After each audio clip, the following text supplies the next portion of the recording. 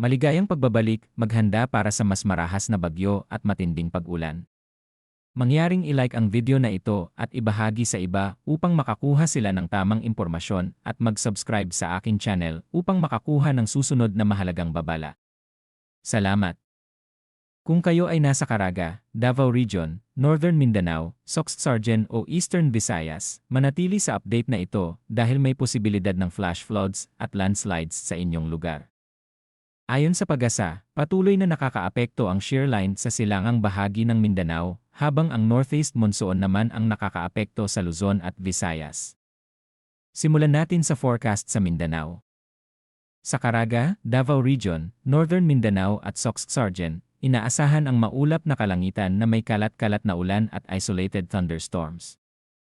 Dahil sa shear line, ang ulan ay maaaring maging moderate hanggang minsan heavy lalo na sa gabi at madaling araw. Posible ang biglaang pagbaha sa mabababang lugar at landslide sa kabundukan, kaya maging alerto. Sa Eastern Visayas kabilang ang Samar, Leyte, Cebu at Bohol, inaasahan din ang maulap na kalangitan na may kalat-kalat na ulan at thunderstorms. Hindi ito tuloy-tuloy ngunit maaaring lumakas sa ilang oras, kaya mag-ingat sa biyahe at outdoor activities.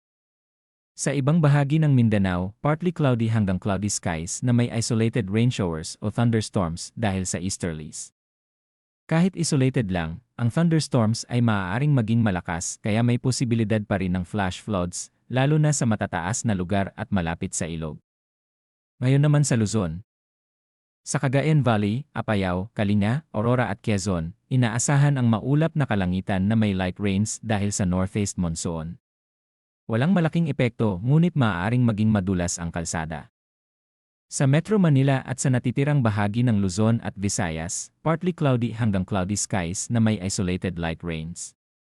Walang inaasahang malakas na ulan pero magdala pa rin ng payong lalo na sa gabi. Pagdating sa hangin at dagat. Sa Luzon at silangang bahagi ng bansa, katamtaman hanggang malakas ang hangin mula hilagang silangan.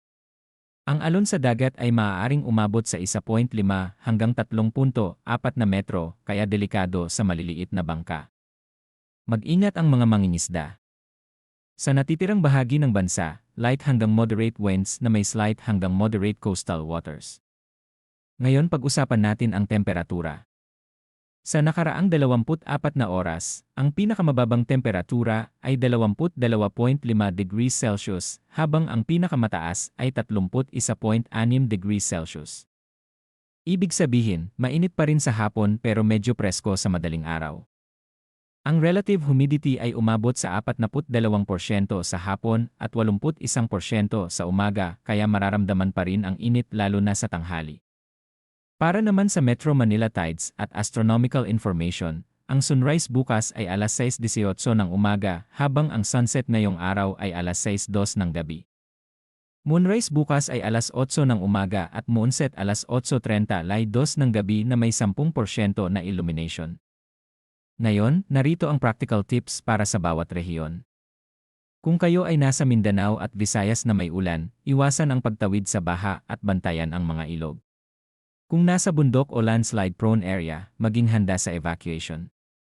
Maghanda ng flashlight, pagkain, tubig at fully charged phone.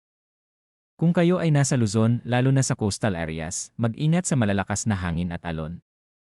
I-secure ang bubong at maluwag na gamit sa labas. Sa mga motorista, magbagal sa kalsada lalo na sa ulan. Sa mga estudyante at manggagawa, magdala ng payong at raincoat dahil maaaring biglang umulan sa hapon.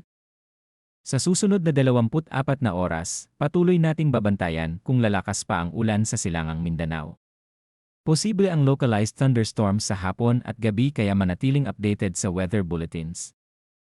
Kung may emergency, makipag-ugnayan sa inyong lokal na ERL office o sa National Disaster Risk Reduction and Management Council para sa safety instructions. I-share ninyo ang update na ito sa inyong pamilya at kaibigan lalo na sa Caraga, Davao Region at Eastern Visayas upang maging handa ang lahat.